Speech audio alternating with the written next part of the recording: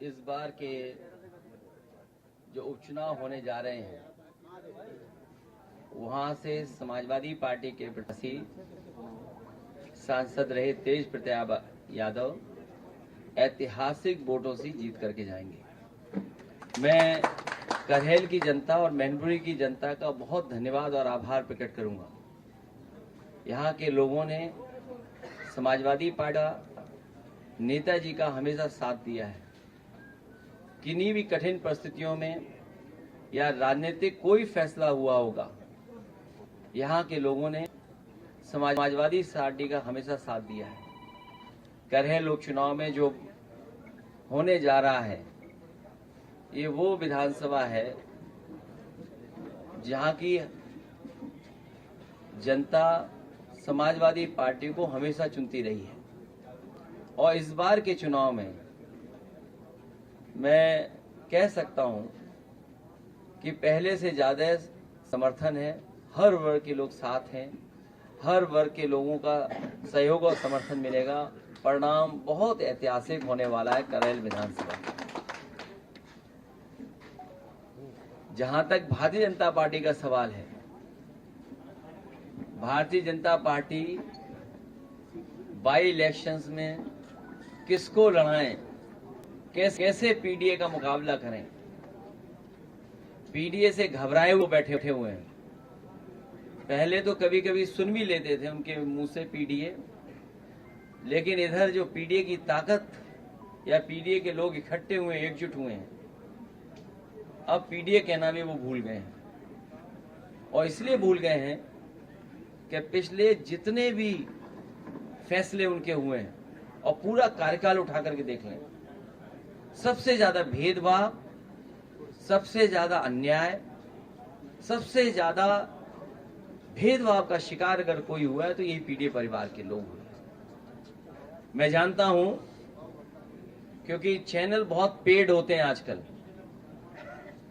जिस तरह से एक नई संस्कृति है, नई टेक्नोलॉजी के साथ प्रीपेड चलते हैं, प्रीपेड पोस्ट पेड।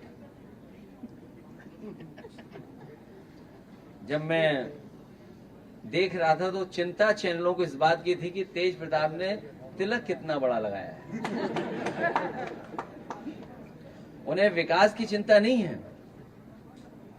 कि कन्नौज, मैनपुरी या आसपास के क्षेत्र में एटा या बगल के जिलों में कितना विकास किया, इसकी चिंता नहीं है। चिंता इस बात की भी होगी कि कौन कौन बैठा था कुर्सी पर, कौन कौन तस्वीर में है। आज सवाल वही है जो पहले थे। महंगाई वैसे ही बढ़ती चली जा रही है, बेरोजगारी वैसे ही बढ़ी है, और जिस रफ्तार से समाजवादियों ने विकास करना शुरू किया था, उस विकास को रोकने का काम किया इन्होंने। संविधान की लड़ाई, बाबा साहब भीमराव अम्बेडकर जी का दिया हुआ संविधान, उसके तहत जो हक अधिकार मिलने चाहिए वो भी अभी अधूरे हैं। जो लड़ाई जीती लोकसभा में, उसमें थोड़ा बहुत रुके हैं भाजपाई, लेकिन अभी भी उनके फैसले ऐसे नहीं हैं जिससे कि सभी को न्याय मिल रहा हो। ये अपने आप को हर संस्था से ऊपर समझते हैं। इनके लिए कोई संस्था नहीं है। भारतीय जनता पार्टी के लोग अपने इशारे पे चला रहे हैं। ये सदस्यता कम कर रहे हैं, जमीनों पे कब्जा ज्यादा कर रहे हैं। इनकी जो सदस्यता चल रही है वो कम चल रही है, लेकिन जमीनों पे कब्जा ज्यादा चल रहा है। इतना भ्रष्टाचार, बेईमानी, लूट कभी नहीं होगी जितनी इनकी सरकार में हो रही है। बहराइच जो कुछ हुआ है, मैं अपने पत्रकार साथियों का धन्यवाद देना चाहता हूं, और खासकर उन यूट्यूबर्स को, उन तमाम सोशल मीडिया के लोगों को जिन्होंने निष्पक्ष होकर के सच्चाई सामने लाने का काम किया। और सच्चाई ये है कि भारतीय जनता पार्टी ने जानबूझ करके दंगा कराया, क्योंकि उनको पता है कि चुनाव आ गया है, किसी भी सवाल का जवाब जनता में नहीं दे सकते हैं। इसीलिए राजनीतिक लाभ लेने के लिए जानबूझ करके भारतीय जनता पार्टी ने दंगा कराया है। और जीरो टॉलरेंस की अगर बात थी तो आखिरकार पर्याप्त पुलिस क्यों नहीं थी, पर्याप्त प्रशासन का इंतजाम क्यों नहीं था? और जो जानकारी में था प्रशासन को, उसके बावजूद भी नहीं किया कुछ भी। मुझे उम्मीद है कि न्यायालय से न्याय मिलेगा। 80 लोगों की गिरफ्तारी हुई है। दो सीटें कांग्रेस को देने की बात। अब भारतीय जनता पार्टी जिसको चाहे उसको गिरफ्तार कर ले, पत्रकार साथी भी गिरफ्तार हो जाते हैं। अगर वो कोई सच्ची न्यूज चला दें तो फोन आ जाता है उनके पास। उनको बाकायदा ब्रेकिंग न्यूज व्हाट्सएप पे मिलती है कि आपको ब्रेकिंग न्यूज यही चलानी है जो व्हाट्सएप पे आई है।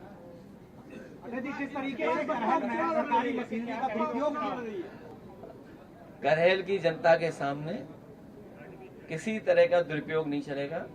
सामने से दुरुपयोग दिखाई देगा, लेकिन वही अधिकारी कहेंगे अरे जीत तो आप ही रहे हो, हम समर्थन आपका ही कर रहे हैं। अब देखिए नामांकन प्रक्रिया शुरू हो चुकी है, लेकिन अभी तक प्रत्याशी नहीं पहुंच पाए सीटों पर। अभी चाचा ने जो कहा वो ठीक कहा कि उनके पास प्रत्याशी नहीं है, ढूंढ रहे हैं। बीवाई चंद्रचूड़ को लेकर, कांग्रेस गठबंधन को लेकर के क्या कहेंगे? कांग्रेस कह रही है कि हम चुनाव नहीं लड़ेंगे, नाराजगी दिखा रही है कि हम 2 सीट नहीं चाहिए। अभी नामांकन चलने समय है, ये हम 2 दलों की बात है, हम लोग रास्ता निकालेंगे। अटल जी, अयोध्या की मिल्कीपुर सीट जो थी उसको कानूनी पेचीदगी का स्वरूप दिया गया, लेकिन ऐसा कुछ है नहीं वहाँ, क्या कारण है? सच्चाई आप भी जानते हो। जिस सरकार ने बीएलओ हटाए हों, सब अधिकारियों को हटा दिया हो, अपनी मनमर्जी के अधिकारी पोस्ट कर दिए हो, मुख्यमंत्री जी एक बार नहीं कई बार गए, कई बार विकास का पैकेज भी दिया उन्होंने, और जब इंटरनल सर्वे करवाया उन्होंने तो इंटरनल सर्वे में बीजेपी हार रही थी। फिर मुख्यमंत्री ने बार बार कार्यक्रम लगाया और बार बार कार्यक्रम लगाने के बाद सर्वे करवाया, उसमें भी बीजेपी हार रही थी। अध्यक्ष जी, करेल में डिप्टी सीएम आए हुए थे, वहां पर 69,000 जो शिक्षक भर्ती के अभ्यर्थी थे वो प्रदर्शन कर रहे थे, उनके ऊपर एफआईआर दर्ज की गई है, उनको जेल भेजा गया डिप्टी सीएम के प्रोग्राम में। मैंने पहले भी कहा आपसे कि ये किसी को न्याय नहीं दे सकते। भारतीय जनता पार्टी किसी को भी न्याय नहीं दे सकती। जो न्याय नहीं दे सकता वो सम्मान भी नहीं कर सकता। और लोकतंत्र की खूबसूरती यही है कि अगर कोई विरोध कर रहा है, कोई नाराजगी है, तो कम से कम उसकी बात सुननी चाहिए। ये जो सत्ता की ताकत से जो मुकदमे लगाए या जेल भेजा है या उनको परेशान किया जा रहा है, यही जनता है, इनका हिसाब किताब करेगी इस चुनाव में। एक बार मुख्यमंत्री, उप मुख्यमंत्री और कई बार रोजगार मेले, विकास के मेले जो है दिखाई। अब सरकार पे उतना समय नहीं है जितना समय था उन पर। जितनी सरकार चल रही है अब उतना भी समय उनके पास नहीं है। ये सरकार जाने वाले लोगों की है। जनता इनको इस चुनाव में हरा करके विदाई का रास्ता खोल देगी। डीएपी खाद को लेकर मारामारी चल रही है, कहीं खाद नहीं है। और अभी मान लीजिए धान तैयार होने जा रहा है, क्या सरकार का इंतजाम है कि किसानों को सही कीमत दे देंगे? जिन लोगों ने कहा कि किसानों की हम आय दोगुनी कर देंगे, धान तैयार हो गया, क्या तैयारी है धान खरीदने की? किसानों को पराली जलाने से रोका जा रहा है, लेकिन ये पराली वाला बड़ा सवाल है। सरकार को किसान के साथ अन्याय नहीं करना चाहिए। सर एक सवाल है, अभी इलेक्शन के दौरान भी आपने ईवीएम को लेकर सवाल करे कि आप एलन मस्क ने भी ईवीएम पे सवाल करेंगे, इवन अमेरिका में भी अब इसको सपोर्ट नहीं मिल रहा है। हाँ, जिस तरह टेक्नोलॉजी आगे बढ़ रही है और टेक्नोलॉजी से कई बार आपको सूचनाएं मिलती हैं कि टेक्नोलॉजी के माध्यम से घटना हुई है। आज ही के अखबार में पढ़ा गया है और किस अखबार में ये सूचना दी गई है कि सबसे ज्यादा घटनाएं जो आपके टेक्नोलॉजी के माध्यम से होती हैं वो सबसे ज्यादा उत्तर प्रदेश में हो रही हैं। चाहे वो एटीएम से टेक्नोलॉजी के माध्यम से पैसा निकालना, किसी का कार्ड मिसयूज करना, इस तरह की घटनाएं सबसे ज्यादा हो रही हैं। और एआई आने के बाद बहुत सी चीजें बदल रही हैं।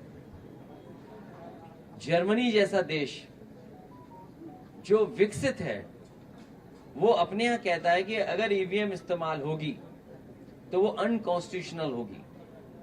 तो जब जर्मनी जैसा देश जो दुनिया में बहुत आगे है, भारत से कई मामलों में बहुत आगे है, जब वो देश ईवीएम के इस्तेमाल को अनकॉन्स्टिट्यूशनल कह रहा है तो स्वाभाविक है कि उस पर सवाल खड़े होंगे उंगली खड़ी होगी। अध्यक्ष क्या 2027 में ईवीएम क्या रहेगा क्या? ये विषय अभी का नहीं है। हमारी बात और समाजवादी का पक्ष में लोकसभा में भी कह चुका हूँ, वो आप देख लीजिए मैंने क्या कहा है। अध्यक्ष जी, प्रोफेसर साहब ने एक बयान दिया प्रचार में ये कहते हैं कि बटोगे तो कटोगे, इस तरह के बयान को आप किस तरह देते हैं? हर प्रचार में ये यूज होता है। वो समाजवादियों को बता रहे हैं और पीडीए परिवार को कह रहे हैं कि सब लोग एक हो जाओ। अध्यक्ष जी, केंद्र की सरकार पार्टी तकनीकी की बात करते हैं और एक बम की एक सूचना आ जाती है, हवाई जहाज वापस करा लिए जाते हैं और हम विदेशों में ट्रिलियन की बात कर रहे हैं। मेरे पत्रकार साथी, आपको मैं याद दिलाना चाहता हूं, उत्तर प्रदेश के मुख्यमंत्री जी ने कहा था कि विधानसभा में आरडीएक्स आ गया है और जब उसकी जांच हुई तो पता लगा है वो खैनी वाला मसाला था कि वो जो कभी कभी लकड़ी के में इस्तेमाल होता है। तो ये बात तो विधानसभा की मैं कह सकता हूँ। अब ये बम वाली बात आ रही है तो सिक्योरिटी बढ़ानी चाहिए सरकार को, और सरकार की भी मंशा यही होगी कि सिक्योरिटी बढ़ जाए। अब कहाँ की सिक्योरिटी बढ़ाना चाहते हैं या डराना चाहते हैं, ये तो सरकार ही बेहतर बता पाएगी। लेकिन बड़े बड़े सवाल खड़े हो रहे हैं, बड़े बड़े सवाल खड़े हो रहे हैं। हालांकि वो समय नहीं है उन बातों को कहने का। कनाडा जैसा देश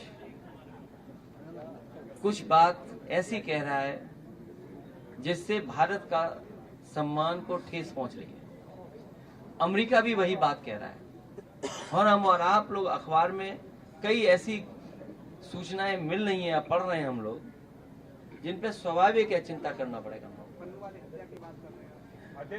आप बेहतर समझते हैं किन बातों को मैं कह रहा हूँ। अध्यक्ष जी, बीजेपी के लोग लगातार ये कह रहे हैं कि अयोध्या में जो हार मिली है उसका बदला अगर ले सकते हैं तो कन्हैया जीत कर ले सकते हैं ये, और मिल्कीपुर फिर बदला ले लेगी बीजेपी से तब।